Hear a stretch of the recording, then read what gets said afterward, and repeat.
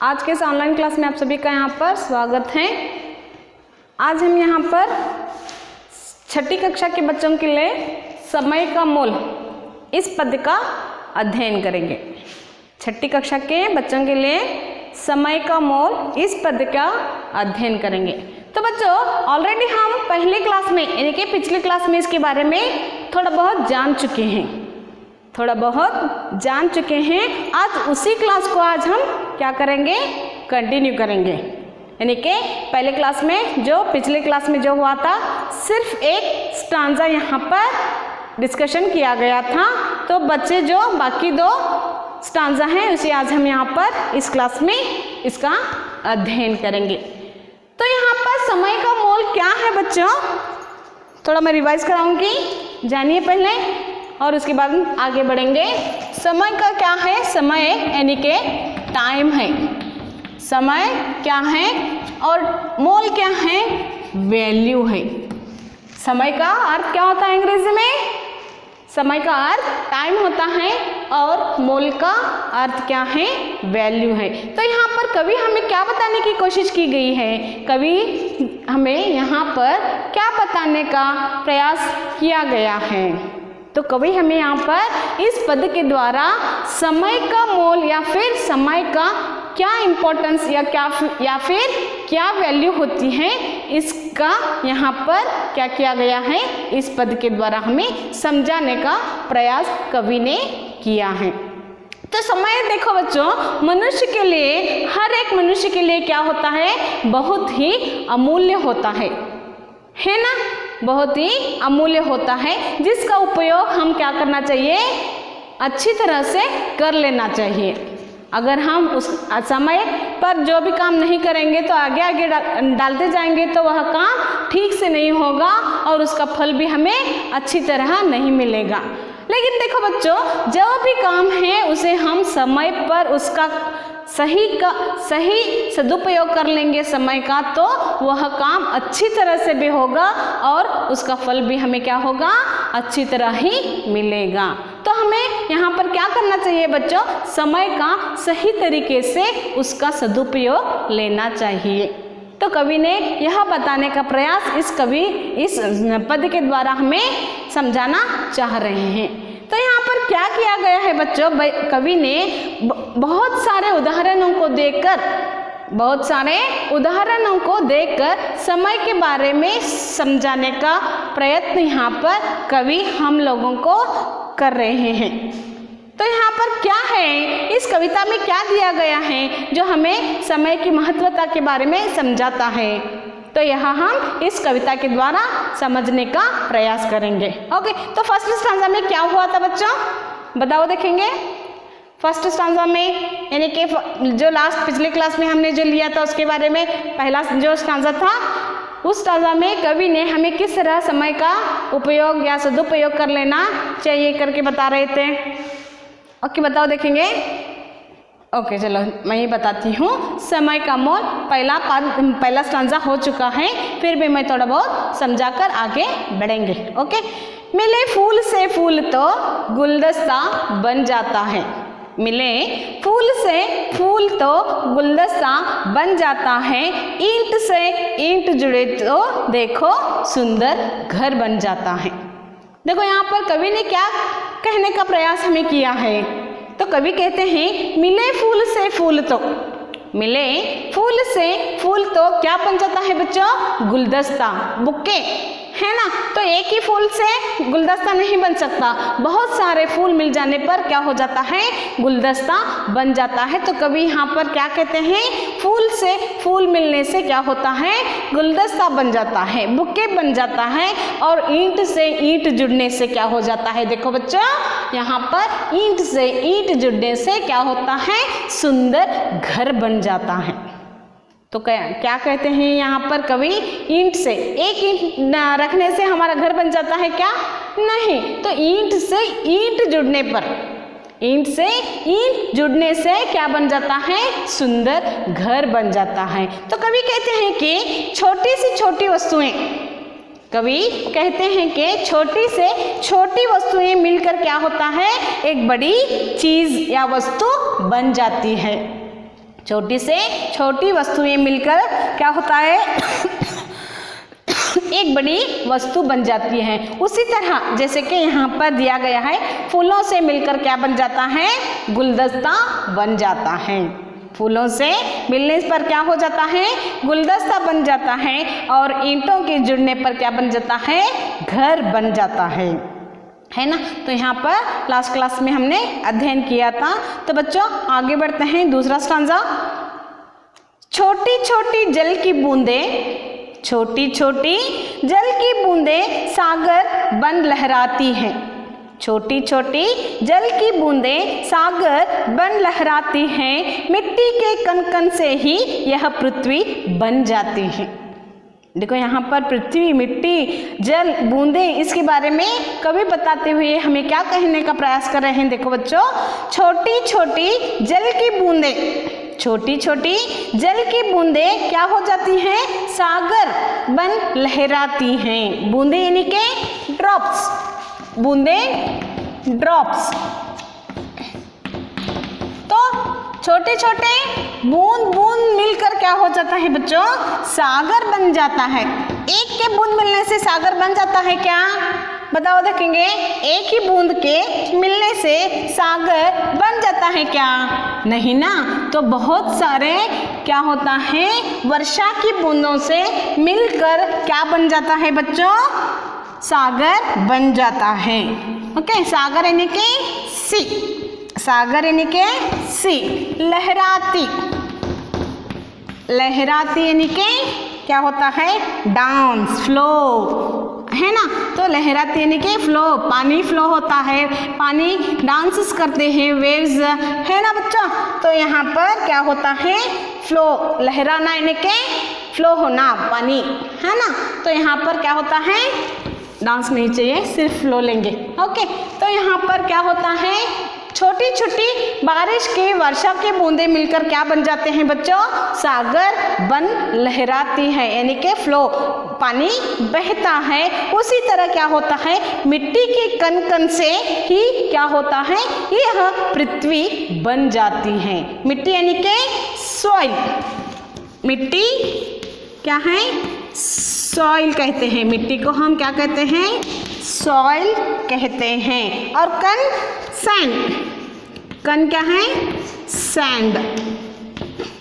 तो यहाँ पर क्या कहते हैं, पृथ्वी, पृथ्वी क्या है, अर्थ, पृथ्वी, अर्थ।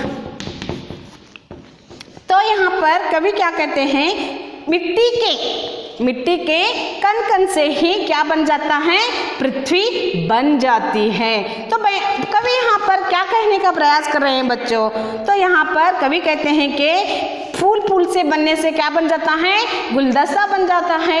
ईंट ईंट के मिलने पर क्या बन जाता है, सुंदर घर बन जाता है। तो जल क्या होता है, जल की छोटी छोटी बूंदों से क्या होता है, सागर बन जाता है। और मिट्टी के एक एक कण मिलने पर क्या हो जाता है, पृथ्वी बन जाती है, पृथ्वी, अर्थ, है ना। तो यह क्या कहते हैं, यहाँ पर यानी कि सिर्फ एक ही वस्तु से सब कुछ नहीं बनता बच्चों, छोटी छोटी वस्तुएं से और बूंदों बूंदों से क्या बनता है, सागर बनता है। एक ही फूल से गुलदस्ता नहीं बनता, बहुत सारे फूल मिलने पर क्या हो जाता है, गुलदस्ता बन जाता है। बहुत सारे ईंटों के जुड़ने से घर बन जाता है। उसी तरह यहाँ पर दूसरे स्टांजा में क्या कहते हैं कवि, छोटी छोटी जल की बूंदों से क्या बन जाता है, सागर बन जाता है। उसी तरह यहाँ पर मिट्टी के कण कण से, मिट्टी के छोटे छोटे कणों से या सैंड से ही क्या बनता है, पृथ्वी बन जाती है। देखो यहाँ पर कवि ने हमें कितनी अच्छी तरह से समझाने का प्रयास किया गया है समय के बारे में, या फिर क्या होता है, एक चीज से क्या होता है, सब जुड़ने पर क्या होता है। तो यह हमें कहने का प्रयास कवि ने इस पद में किया है। ओके, तो नेक्स्ट, तो यहाँ पर समझ गए ना बच्चों, यहाँ पर क्या हो गया है, कवि हमें फूल के द्वारा, कवि हमें ईंट के द्वारा, कवि हमें बूंदों के द्वारा और मिट्टी के कणों के द्वारा हमें एकता की भावना भी यहाँ पर दिखाई पड़ती है बच्चों, है ना। देखो यहाँ पर एकता की भावना भी दिखाई पड़ती है ना, उसी तरह समय का महत्व यहाँ पर भी दिखाया गया है। तो हमें समय का सदुपयोग लेना चाहिए, उसका दुरुपयोग नहीं करना चाहिए बच्चों, है ना। लोगे ना समय का सही सदुपयोग लोगे ना। ओके, नेक्स्ट आगे बढ़ते हैं बच्चों। पल पल छोटा लगता है पर, पल पल छोटा लगता है पर इससे युग बन जाता है। देखो यहाँ पर क्या कहा है कवि ने, पल पल छोटा लगता है, पल पल सेकंड सेकंड, पल पल एवरी मोमेंट, पल पल क्या होता है, छोटा लगता है, पर क्या हो जाता है, इससे यानी कि पल पल के जुड़ने से युग बन जाता है, युग बन जाता है। पल पल का जो मोल समझता है, पल पल का जो मोल समझता है बुद्धिमान कहलाता है। देखो हम कवि ने यानी कि समय के बारे में, समय के सदुपयोग के बारे में यहाँ पर इस स्टांजा में बताने का प्रयास हमें किया गया है बच्चों। पल यानी कि एवरी मोमेंट, पल यानी कि एवरी मोमेंट, एवरी मोमेंट कहते हैं। तो यहाँ पर कवि क्या कहते हैं, एवरी मोमेंट, पल पल को, पल पल हम क्या समझते हैं, छोटा लगता है हमें, पल पल यानी कि सेकंड सेकंड हमें क्या लगता है, छोटा लगता है, पर इससे युग बन जाता है, इससे क्या होता है बच्चों, युग बन जाता है। युग यानी कि एरा, युग बन जाता है। तो यहाँ पर पल पल मिलने से क्या बनता है, युग बन जाता है।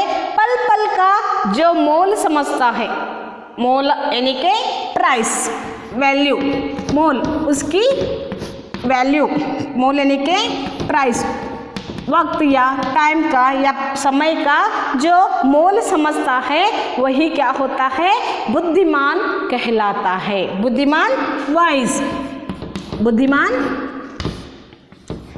वाइज, बुद्धिमान को हम क्या कहते हैं, वाइज कहते हैं। तो पल पल का जो वैल्यू या मोल समझता है उसी को हम क्या कहते हैं, बुद्धिमान, वाइज कहते हैं। तो कवि हमें यहाँ पर क्या बताने का प्रयास किया है बच्चों, कवि समय का महत्व बताते हुए, समय का महत्व बताते हुए कवि कहते हैं कि छोटे छोटे पलों के, छोटे छोटे पलों के यानी कि एवरी मोमेंट, छोटे छोटे पलों के मिलने से एक युग बनता है। छोटे छोटे पलों के मिलने से क्या बन जाता है, एक युग बनता है। इसलिए समय बहुत कीमती है, इसलिए क्या है बच्चों, समय बहुत कीमती है। समय एक बार जाता है तो वह समय पलटकर वापस नहीं आता। इसलिए हमें क्या करना चाहिए, हर एक व्यक्ति को समय का सदुपयोग लेना चाहिए, ना कि उसका दुरुपयोग करना चाहिए। तो समझ में आ गया ना बच्चों। इसलिए समय बहुत कीमती है। जो समय की कीमत समझता है, जो व्यक्ति, जो इंसान समय की कीमत समझता है, उसकी वैल्यू समझता है, टाइम का इम्पोर्टेंस समझता है, वह व्यक्ति क्या होता है, उसे बुद्धिमान कहते हैं। जो व्यक्ति क्या करता है, समय की कीमत को जानता है, समझता है, उसे हम क्या कहते हैं बच्चा, बुद्धिमान कहते हैं। तो यहाँ पर समय का किस तरह से उसका उपयोग कर लेना चाहिए, यह कवि ने हमें इस पद के द्वारा समझाने या बताने का प्रयास किया है। तो समझ में आ गया ना बच्चों, समय का मोल कितना अमूल्य होता है, कितना इम्पोर्टेंट होता है, कितना वैल्यूएबल होता है, जिसे हम समय का सदुपयोग कर लेना चाहिए। कवि यह बताते हुए हमें क्या कहते हैं, जो व्यक्ति समय का कीमत जानता है या उसके बारे में समझता है, वह व्यक्ति क्या होता है, बहुत ही बुद्धिमान होता है। तो यहाँ पर कवि हमें क्या कहते हैं, फूल से, ईंट से, जल की बूंदों से, मिट्टी के कणों के उदाहरण को देकर क्या कहा है, समय का महत्व समझाने का प्रयास हमें किया गया है। जो व्यक्ति समझदार होता है या फिर बुद्धिमान होता है समय के प्रत्येक क्षण को क्या करता है, उसका उपयोग सार्थक कार्यों में करता है, यानी कि उसके अच्छे अच्छे कार्यों में करता है, समय का उपयोग कर लेता है। तो ऐसे व्यक्ति को हम क्या कहते हैं बच्चों, बुद्धिमान कहते हैं। तो समझ में आ गए ना, ये समय का मोल क्या होता है, समय की महत्व क्या होती है। Time is money, time is precious, कहावत सुनी है ना बच्चों। तो हमें भी क्या करना चाहिए, समय का सदुपयोग लेना चाहिए। विद्यार्थियों को तो पहले समय के बारे में, उसके महत्व के बारे में समझना चाहिए, फिर क्या करना चाहिए, उसका सदुपयोग कर लेना चाहिए बच्चों। ओके, तो समझ में आ गया। तो ये स्टांजा यहाँ पर ख़त्म होता है। फिर से एक बार मैं इस पद को पढ़कर सुनाती हूँ बच्चों, ध्यान से देखिए। पद्य 9, समय का मोल। मिले फूल से फूल तो गुलदस्ता बन जाता है, मिले फूल से फूल तो गुलदस्ता बन जाता है, ईंट से ईंट जुड़े तो देखो सुंदर घर बन जाता है। छोटी छोटी जल की बूंदें सागर बन लहराती हैं, छोटी छोटी जल की बूंदें सागर बन लहराती हैं, मिट्टी के कण कण से ही यह पृथ्वी बन जाती है। नेक्स्ट, पल पल छोटा लगता है पर, पल पल छोटा लगता है पर इससे युग बन जाता है, पल पल छोटा लगता है पर इससे युग बन जाता है, पल पल का जो मोल समझता वह बुद्धिमान कहलाता है। ओके, तो यहाँ पर यह आशा करती हूँ कि यह पद आपको समझ में आया होगा और समय के महत्व के बारे में भी आप बहुत कुछ जान चुके होंगे बच्चों। तो आज से आप क्या करेंगे, समय का सही उसका उपयोग कर लेंगे। ओके, समझ में आ गए ना। तो आपको क्या करना है, इस पद को पढ़ना है और इसके पद के अंतर्गत दिए गए समय के महत्व के बारे में आपको जानना है, जानने का प्रयास करना है। ओके, तो आज यहाँ पर यह क्लास समाप्त होता है बच्चों। इससे जुड़े एक्सरसाइज या फिर प्रश्न उत्तरों को हम क्या करेंगे, अगले क्लास में इसका डिस्कशन करेंगे। नेक्स्ट क्लास में फिर से मिलेंगे बच्चों। Okay, bye, take care.